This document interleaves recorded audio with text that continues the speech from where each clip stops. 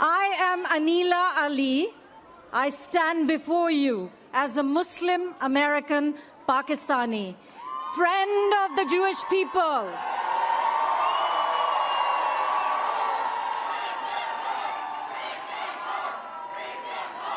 Inshallah, inshallah. I'm here to affirm to my Abrahamic brothers and sisters that you are not alone.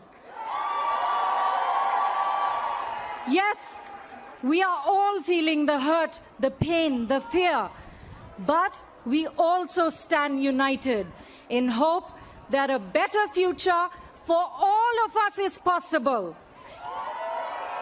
Now, my brothers and sisters and young people, in the Jewish culture, faith, we call it tikwa.